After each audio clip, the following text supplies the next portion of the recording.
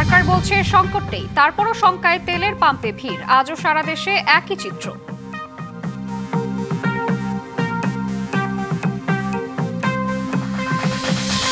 মধ্যপ্রাচ্যের যুদ্ধে ঝুঁকিপূর্ণ জনসেবা এড়িয়ে চলার পরামর্শ দেওয়া হয়েছে বাংলাদেশের জাহাজকে। বাড়বে বিমা ও পরিবহন ব্যয়।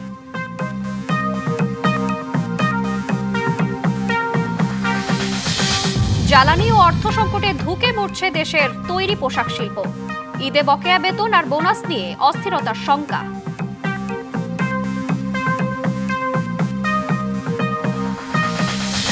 খাতা কলমে টাকার অঙ্কে খেলাপি ঋণ কমেছে ৮৭,০০০ কোটি, তবে বাস্তব চিত্র ভিন্ন। আদায় হয়নি এই টাকা।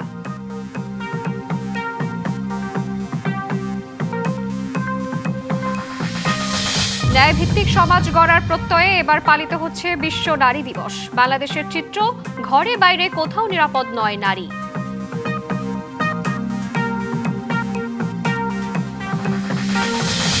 এবং ইরানের জ্বালানি অবকাঠামোতে ইসরায়েলের হামলা। প্রতিবেশী দেশগুলোর মার্কিন ঘাঁটিতে আক্রমণ অব্যাহত রেখেছে তেহরান।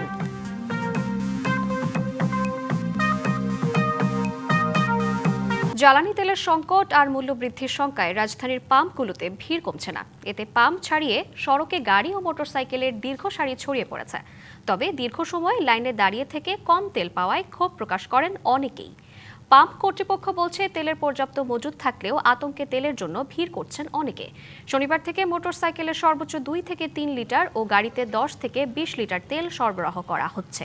তবে দীর্ঘ সময়ে লাইনে দাঁড়িয়ে থেকে এই পরিমাণ যথেষ্ট নয় বলে দাবি চালকদের। তবে জ্বালানি মন্ত্রী জানিয়েছেন, আতঙ্কের কিছু নেই, দেশে তেলের পর্যাপ্ত মজুত রয়েছে। সোমবার আরও ২টি জাহাজে তেল দেশে পৌঁছাবে বলে জানিয়েছেন মন্ত্রী। এদিকে বিপিসির এক নির্দেশনায় মোটরসাইকেলে দিনে ২ লিটার ও ব্যক্তিগত গাড়িতে ১০ লিটার তেল সরবরাহ করতে বলা হয়।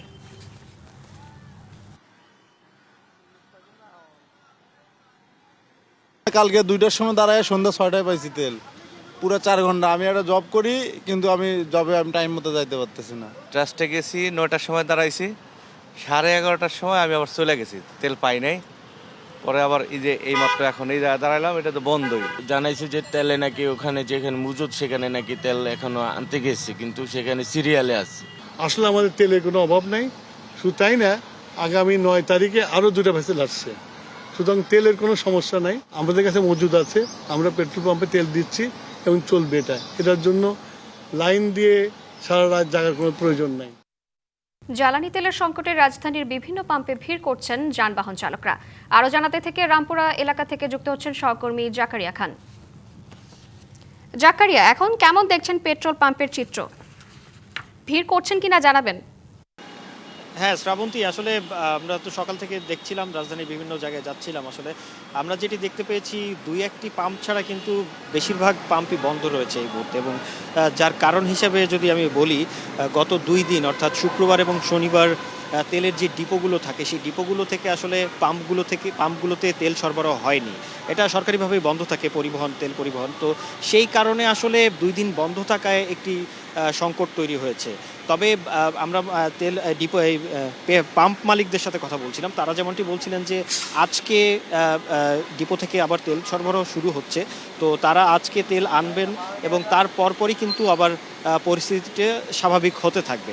তবে তারা যেটি আশঙ্কা করছেন যে পেট্রোল পাম্পের মতন কিন্তু ডিপোগুলোতেও এই দীর্ঘ সারি থাকতে পারে। সেক্ষেত্রে কিন্তু সেখান থেকে তেল নিয়ে আসার ক্ষেত্রেও একটা বিলম্ব হতে পারে এবং সেক্ষেত্রে হয়তো আরও কিছুটা বিলম্ব হতে পারে। এবং আমরা দেখেছি যে সেনা কল্যাণ ট্রাস্ট সহ ২-১টি পাম্পে কিন্তু নিরবিচ্ছিন্নভাবে ২৪ ঘন্টায় তেল সরবরাহ করা হচ্ছে। এর বাইরে এই যে পাম্পটি দেখছেন, এবং আমরা সকালে অন্য একটি পাম্প থেকে আপনাদেরকে দেখাচ্ছিলাম, সেই পাম্পেও কিন্তু তেল সরবরাহ বন্ধ রয়েছে। এবং আমরা এই যে পাম্পটি রয়েছে, এই পাম্পে কিন্তু গতকাল একটি বিচ্ছিন্ন ঘটনা ঘটেছে, যেখানে হচ্ছে কিছু বিক্ষুব্ধ জনতা আসলে পাম্পে হামলা করে তেল না পাওয়াতে। আমরা সেই বিষয়ে একটু জানতে চাই যে গতকাল আসলে কি হয়েছিল তেল নিয়ে। কালকে আমরা সারাদিন তেল দিছি, তেল দেওয়ার পরে ৩টার সময় তেল শেষ হয়েছে, পাম্প বন্ধ করে দিছি। পাম্প বন্ধ করে দেওয়ার পরে পুলানো তেল আছে, আমরা বলি তেল নাই, ওরা তেল আছে। আনার পরে প্রশাসনের লোক আইসে, আসার পরে তেলের ট্যাঙ্কি চেক দিছে, চেক দেওয়ার পরে তেল নাই, ওকে তাহলে ঠিক আছে। তারপর পাম্প বন্ধ করেছি, কিছু খারাপ পোলাবান আইসে আইরা তালা ভাঙ্গিয়া তারপরে ভিতরে ঢুকছিল। পরে আমরাও দম খাইছি, তারপরে চলে গেছে। প্রশাসন আবার ফোন দিছি, পরে প্রশাসন আয়া সামাল দিছে। এরকম কিছু ঘটনা কিন্তু ঘটেছে যে তেল পাচ্ছেন না, জনগণ একটু বিক্ষুব্ধ হচ্ছে। তবে মালিক যারা রয়েছেন এবং সরকারের পক্ষ থেকেও কিন্তু বলা হচ্ছে যে একটু শান্ত থাকতে এবং জনগণকে আসলে এই বিষয় নিয়ে প্যানিক না হতে কিন্তু সবাই আহ্বান করছে। তো শ্রাবন্তী, আসলে তেলের বর্তমান পরিস্থিতি নিয়ে আমার কাছে এতটুকুই ছিল সর্বশেষ। শ্রাবন্তী। জাকারি, আপনাকে ধন্যবাদ। 2 দিন সাপ্তাহিক বন্ধের পর সিরাজগঞ্জের বাঘাবাড়ী অয়েল ডিপো থেকে উত্তরবঙ্গের 16 জেলা ও ময়মনসিংহ বিভাগে জ্বালানি তেল সরবরাহ শুরু হয়েছে। এ বিষয়ে আরও জানাতে সিরাজগঞ্জের বাঘাবাড়ী থেকে যুক্ত হচ্ছেন সহকর্মী খালিদ হৃদয়। হৃদয়, জ্বালানি সংকট মোকাবেলায় ডিপো কর্তৃপক্ষ কি বলছে, সবকিছু মিলিয়ে জানাবেন।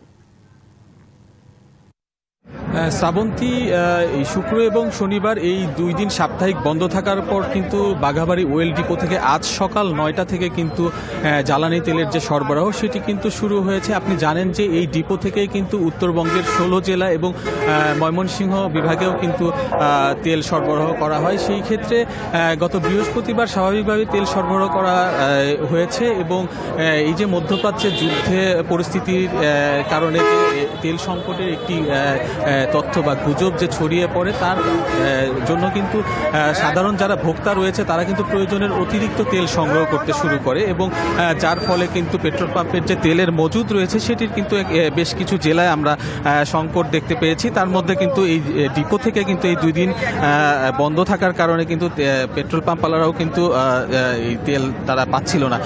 তো আজকে এই রবিবার এই সকাল 9টা থেকে কিন্তু এই তেল সরবরাহ শুরু হয়েছে। পাশাপাশি ডিপো কর্তৃপক্ষ যেটি বলছে যে এই সুযোগকে কেন্দ্র করে অবৈধ মজুদ এবং যেটি হচ্ছে এই যে অবৈধ মজুদ যাতে কেউ করতে না পারে, কেউ যদি কৃত্রিম সংকট তৈরি না করতে পারে, সেই ক্ষেত্রে কিন্তু এই বিগত সময়গুলোতে যে পাম্পের যে তেল তারা সংগ্রহ করত সেই তেল সেটিকে আসলে রেশনিংয়ের মাধ্যমে কিন্তু পাম্প কর্তৃপক্ষদের তেল দেওয়া হচ্ছে। সেই ক্ষেত্রে এই যে পরিমাণ তেল পাম্প কর্তৃপক্ষ সংগ্রহ করত এখন কিন্তু সেখান থেকে 25% কর্তন করে 75% তেল কিন্তু শুধুমাত্র পাম্প কর্তৃপক্ষকে দেওয়া হচ্ছে। পাশাপাশি যারা এজেন্ট রয়েছে, যারা সাধারণত ইরিগেশনের কাজে যারা এই তেলগুলো নিয়ে থাকে পাম্পের বাইরে, তো এজেন্টদের কিন্তু আসলে এখন পর্যন্ত তেল সরবরাহ করা হচ্ছে না। সেক্ষেত্রে আমরা সকাল থেকে যেটি দেখতে পেরেছি যে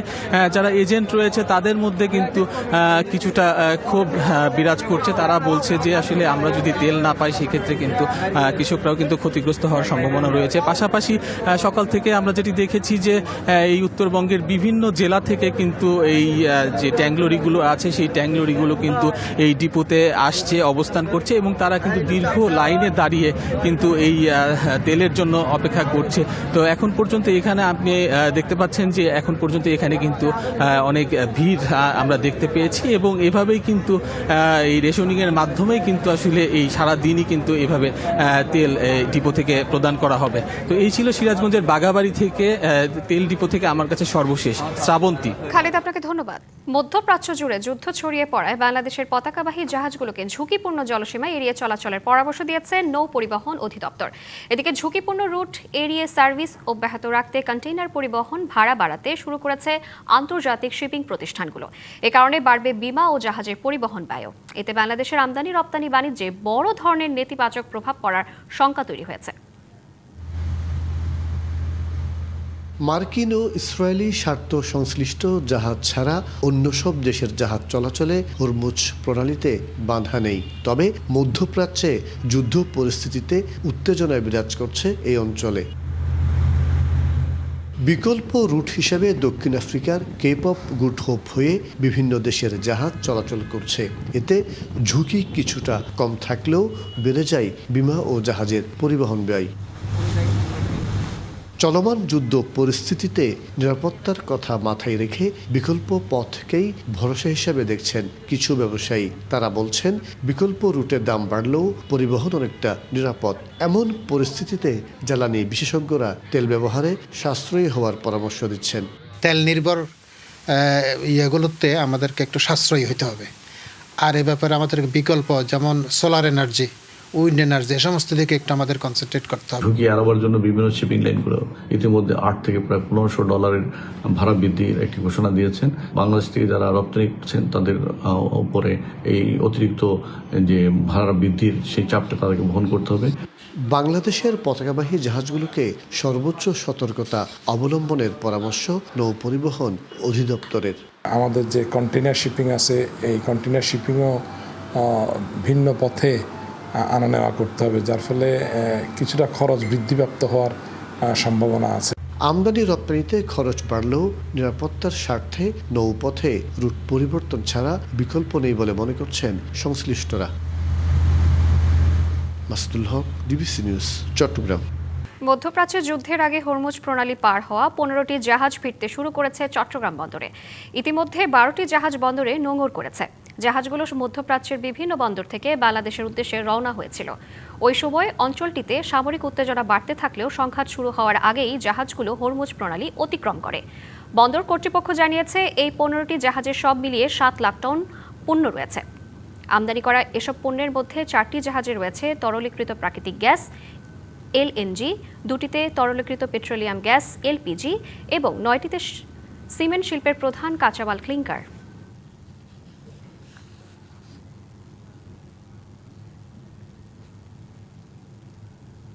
তীব্র জ্বালানি এবং অর্থ সংকটে বছরের পর বছর ধুকে ধুকে মরছে দেশের তৈরি পোশাক শিল্প। জুলাই বিপ্লব পরবর্তী অস্থিরতায় বন্ধ হয়েছে 2 শতাধিক কারখানা। রাশিয়া ইউক্রেন যুদ্ধ আর ট্রাম্প প্রশাসনের শুল্ক আতঙ্কের পর এবার অস্থিরতার খাতায় যোগ হয়েছে মধ্যপ্রাচ্য সংঘাত। দেশি বিদেশি নানামুখী সমস্যায় তৈরি পোশাক খাতের এক সময়ের আশার আলো এখন নিবু নিবু করছে। এমন পরিস্থিতিতে আসছে ঈদে 280টি কারখানার বেতন বোনাস নিয়ে দেখা দিয়েছে চরম অনিশ্চয়তা। দেশের অর্থনীতির হৃৎপিণ্ড হিসেবে পরিচিত তৈরি পোশাক শিল্প এখন গভীর সংকটে। গত ফেব্রুয়ারি মাসেও টানা 7ম মাসের মতো কমেছে রপ্তানি আয়। একদিকে ডলার ও জ্বালানি সংকট, অন্যদিকে বিশ্ব রাজনীতির মেরুকরণ, সব মিলিয়ে দিশেহারা দেশের পোশাক রপ্তানিকারকরা। সমূহ ঘূর্ণিঝড়ের মধ্যে যদি বাংলাদেশের গার্মেন্টস শিল্প কোনো সময় পড়ে থাকে, এই পড়েছে। কেন? কারণটি হলো চতুর্মুখী সমস্যা। গত 8 মাসে ট্রাম্প ট্যারিফ এবং একটা অরাজনৈতিক অস্থিতিশীল সরকার থাকার কারণে আমাদের কিন্তু অর্ডার কমেছে এবং 7 মাস তো আমাদের প্রচণ্ড নেগেটিভ গ্রোথ হয়েছে, সব মিলে 4%-এর কাছাকাছি। সংকটের ডালপালা ছড়িয়েছে বহুদূর। উপরন্তু মধ্যপ্রাচ্যের ক্রমবর্ধমান সংঘাতের ফলে জ্বালানি তেলের সংকট এবং দাম বাড়ার শঙ্কা এই খাতে মরার উপর খাড়ার ঘা হয়ে দাঁড়িয়েছে। রপ্তানিতে আমাদের কমছে ধারাবাহিকভাবে এবং বিভিন্ন ইস্যু বৈশ্বিক এবং আন্তর্জাতিক এবং দেশীয় ইস্যুতে আমরা বিভিন্ন প্রবলেম আছি। সো এটা আমাদের জন্য একটা কষ্টদায়ক ব্যাপার এবং এর মাধ্যমে যদি আমরা কিছু সাপোর্ট পাই তাহলে অনেক প্রতিষ্ঠান, আপনারা জানেন যে প্রতিষ্ঠান চলবে, নাহলে প্রতিষ্ঠান বন্ধ হয়ে যাবে অনেক প্রতিষ্ঠান এই ধাক্কাতেই। এর মধ্যে দুয়ারে কড়া নাড়ছে পবিত্র ঈদুল ফিতর। শিল্প মালিকরা জানান ঈদে 280টি কারখানার বেতন বোনাস নিয়ে দেখা দিয়েছে চরম অনিশ্চয়তা। 1 মাসের বেতনের সমান ঋণ সুবিধায়ও সংকট কাটছে না পুরোপুরি। যুদ্ধের কারণে আগে যে শিফটটা যেত 1 মাসে, এটা লাগবে এখন 2 মাস, কিন্তু 2 মাসের ধরে এই যে আমি তো মূল্যায়ন পাচ্ছি না। দ্বিতীয়ত এই মালটা সে এখন নিচ্ছে না, কারণ সে অবজার্ভ করতেছে গোটা কোন দিকে গড়াচ্ছে। আমি তো মালটা শিপমেন্ট করতে পারবো না। তাহলে যেই উদ্যোক্তা 3 দিন আগে ভালো ছিল, শনিবারের আগে, সে তো এখন খারাপ হয়ে গেছে। রপ্তানি বাজার হারানো মানে শুধু ডলারের অভাব নয়, অর্থনীতির চাকার সাথে জড়িয়ে আছে লাখো শ্রমিকের জীবন জীবিকা। তাই এই খাতকে নিয়ে বিশেষ গুরুত্ব দেওয়ার তাগিদ শিল্প মালিকদের। Yusuf Rana, DBC news, Dhaka. টাকার অঙ্কে খেলাপি ঋণ কমেছে 87,000 কোটি। তবে বিপুল অঙ্কের এ টাকা বাস্তবে আদায় হয়নি, কমেছে কেবল খাতা কলমে। নাজুক এই পরিস্থিতি সামাল দিতে নিয়ম অনুযায়ী বেড়েছে ব্যাংকগুলোর প্রভিশন বা নিরাপত্তা সঞ্চিতির অঙ্ক। বিশ্লেষকদের সংখ্যা এমন সব ঋণের বিপরীতে এই প্রভিশন রাখা হচ্ছে যার 94% আর কখনো ফেরত পাওয়া যাবে না। সবশেষ হিসাব অনুযায়ী দেশে এখন খেলাপি ঋণের পরিমাণ 5,57,216 কোটি টাকা। গাণিতিক হিসাবে এ অঙ্ক 3 মাসে কমেছে 87,298 কোটি টাকা। কিন্তু বিশ্লেষকরা মনে করেন এ হিসাব কাগজে কলমে কমলেও বাস্তবে আদায় হয়নি। এই 87,000 কোটি টাকা যেটা কমেছে সেটা হলো যে আপনি যদি বলেন ব্যালেন্স শিটের এই জায়গাটাকেই একটু আপনাকে হেরফের করা হয়েছে। এইটা একটাই মেকানিজম, যেটা হলো আমরা রিশিডিউল এবং রিস্ট্রাকচার এবং যাদেরকে ডাইরেক্ট এক্সিটের একটা অপরচুনিটি দেওয়া হয়েছে, আর কিছু জুডিশিয়ারিতে যারা স্টে অর্ডার নিয়ে স্টাক করে রেখেছে। নিয়ম অনুযায়ী যে কোনো ঋণের বিপরীতে ব্যাংকগুলোকে নিয়ন্ত্রক সংস্থা বাংলাদেশ ব্যাংকের কাছে প্রভিশন বা নিরাপত্তা সঞ্চিতি জমা রাখতে হয়। ঋণ আদায়ের অনিশ্চয়তা বাড়লে প্রভিশনের হারও বাড়ে। গেল সেপ্টেম্বরে ব্যাংকের প্রভিশন ছিল 1,30,366 কোটি টাকা, যা ডিসেম্বর প্রান্তিকে বেড়ে হয়েছে 2,49,649 কোটি টাকা। এরপরও সঞ্চিতির ঘাটতি আছে 1,91,441 কোটি টাকা। অর্থাৎ বিপুল মন্দ খিলাপি ঋণ একদিকে যেমন ব্যাংকের জন্য বোঝা হচ্ছে, আবার এর বিপরীতে পরিচালন মুনাফার বেশিরভাগ অর্থই জমা রাখতে হচ্ছে প্রভিশন হিসাবে।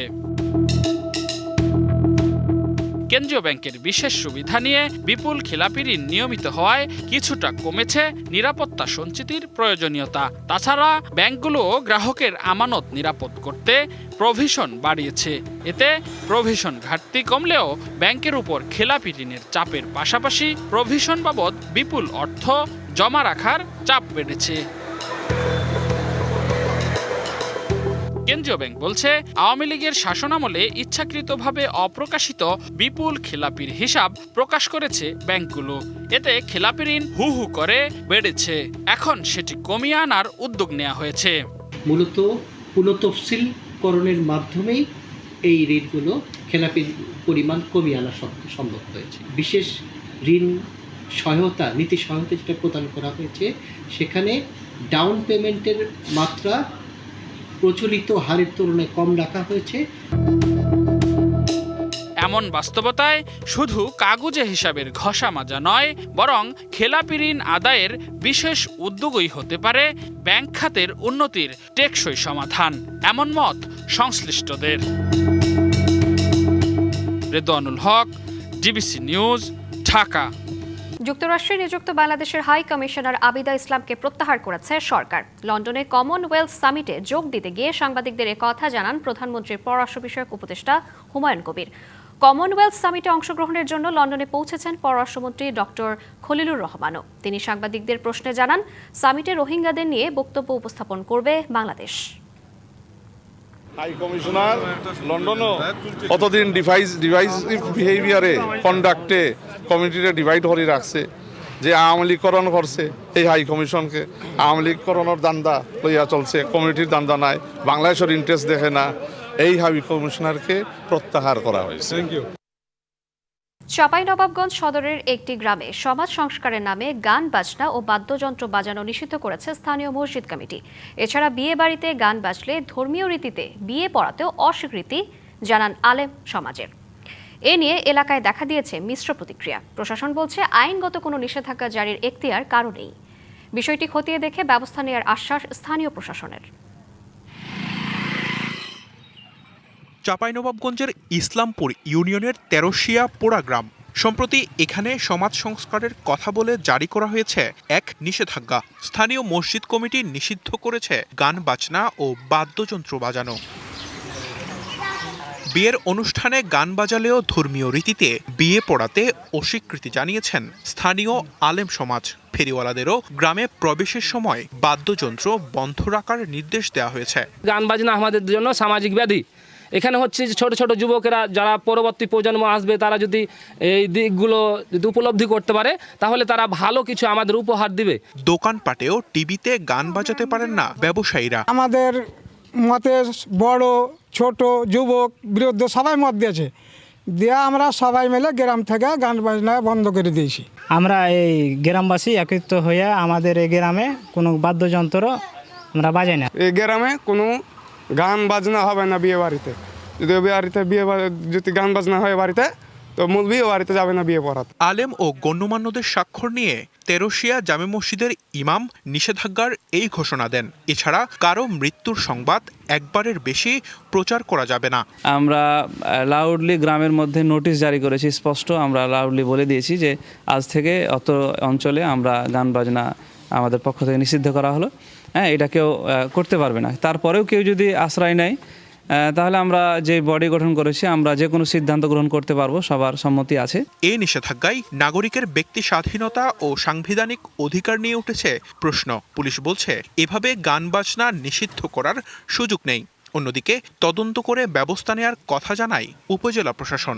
আমরা পুলিশ পাঠিয়েছি, জানার চেষ্টা করছি কারা এই ধরনের ঘোষণা দিয়েছে। আমরা তাদের সাথে কথা বলতে এটা বিষয়টি সমাধানের চেষ্টা করব। মসজিদ কমিটি হোক বা যে কোনো কমিটি হোক, তার মাধ্যমে গান বাজনা নিষিদ্ধ করার কোনো সুযোগ বা কোনো বিধিবিধান নাই। আমি এখন বিষয়টি জানার চেষ্টা করছি এবং তদন্ত করে আমি ব্যবস্থা নিব। DBC news desk. টি-20 বিশ্বকাপের পর্দা নামতে যাচ্ছে আহমেদাবাদে ফাইনাল ম্যাচ দিয়ে। সন্ধ্যা 7:30টায় শিরোপা লড়াইয়ে মাঠে নামবে ভারত নিউজিল্যান্ড। কাগজে কলমে এগিয়ে থাকা ভারতের বিপক্ষে নিজেদের সেরাটা দেওয়ার কথা আগেই জানিয়েছিলেন কিইউ ক্যাপ্টেন মিচেল স্যান্টনার। অন্যদিকে নির্ভর আছেন টিম ইন্ডিয়ার ক্যাপ্টেন সূর্যা কুমার যাদব। অবশ্য নরেন্দ্র মোদী স্টেডিয়ামে ভারতের ফাইনাল ভাগ্য খুব একটা ভালো না। 2023 ওয়ানডে বিশ্বকাপের ফাইনালে অস্ট্রেলিয়ার বিপক্ষে হেরে শিরোপা হারিয়েছিল ভারত। এবার ভিন্ন ফরম্যাট, ভিন্নতা স্কোয়াডেও, তাই একই ভুল বারবার করতে চাইবে না ম্যান ইন ব্লুজ। সূর্যা কুমারের দল বেশ আত্মবিশ্বাসী। অন্যদিকে ম্যাচ পূর্ববর্তী সংবাদ সম্মেলনে নিউজিল্যান্ড অধিনায়ক শিরোপা জেতার জন্য সর্বোচ্চটা দিতে চান বলে জানিয়েছেন। গাজীপুরের ব্যস্ততম সড়কগুলোর একটি ঢাকা ময়মনসিংহ মহাসড়ক। যানজট আর কোলাহলের জন্য দুর্নাম কুড়ানো এই পথে এখন বসন্তের ছোঁয়া। সড়ক বিভাজকে ফুটে নানা রঙের ফুল দৃষ্টি কাটছে সবার। ধাবমান পথে কিছুটা হলেও স্বস্তি এনে দিচ্ছে।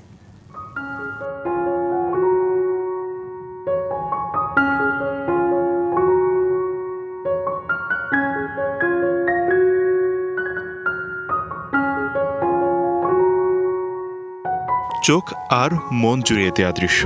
পাখির চোখে দেখলে মনে হবে বসেছে ফুলের ডালি, তাতে যেন আপন খেয়ালে রং ঢেলেছে প্রকৃতি। মহাসড়কের বিভাজকে গাছ, সেই গাছে থরে থরে ফুটে আছে ফুল। লাল, হলুদ, বেগুনি আর সাদা রঙের সমারোহে তৈরি হয়েছে মনোমুগ্ধকর দৃশ্য, যেন রঙের ক্যানভাস বিছিয়ে রেখেছে কেউ। ব্যস্ত ঢাকা ময়মনসিংহ মহাসড়কের বিভাজকে চোখ ধাঁধানো ফুলের রাজ্য। প্রতিদিন হাজারো যানবাহনের যাত্রী এই সৌন্দর্য উপভোগ করছেন। গাছের সৌন্দর্য এরকম তো দেখা যায় না কোথাও, আর দেখা যাচ্ছে অনেক সুন্দর একটা জায়গা, তার জন্য আসা। এখানে আইসা মানে অনেক ভালো লাগতেছে। দুই পাশে হয়েছে রাস্তা, তারপর মাঝখানে ফুল, কি মানে অন্যরকম একটা পরিবেশ, কালারে কালারে ফুল, রঙে রঙের। তো মেয়েদের তো ফুল এমনি তো ভালো লাগে, সেজন্যই মূলত আসা। তবে ফুল ও গাছের পরিচর্যায় অবহেলার অভিযোগ করছেন অনেকে। এরা ভিডিও করতে করতে ঠাস করে রাস্তার মাঝে পড়ে। এখন আমাদের গাড়ি ঘোড়া চালাতে সমস্যা হয়ে যায়। এখন এখানে একটা দুর্ঘটনা হলে এটার দায় নিবে কে? আমি বলবো পুলিশ প্রশাসনের দায়িত্ব নেওয়ার প্রয়োজন। আসছে বর্ষার আগেই আরো ফুলের গাছ লাগিয়ে নান্দনিক চিত্র বাড়ানোর কথা বলছে গাজীপুর সিটি কর্পোরেশন। রাস্তার দুনো পাশে এবং মাঝখানে যাতে ফুলের এই বাগানটি থাকে, তার জন্য সিটি কর্পোরেশন আমরা কাজ করে যাব। এই গাজীপুর সিটি কর্পোরেশন একটি ব্যাপক পরিবর্তন এনে একটি ভারযোগ্য সিটি কর্পোরেশন হিসাবে আমরা এই নগরবাসীকে উপহার দেব ইনশাল্লাহ। মহাসড়ক সবসময় ব্যস্ত থাকে যানবাহন চলাচলে, সেই পথে যদি গাছ আর ফুলের মেলা থাকে তা কিছুটা হলেও প্রশান্তি বয়ে আনে। DBC news desk.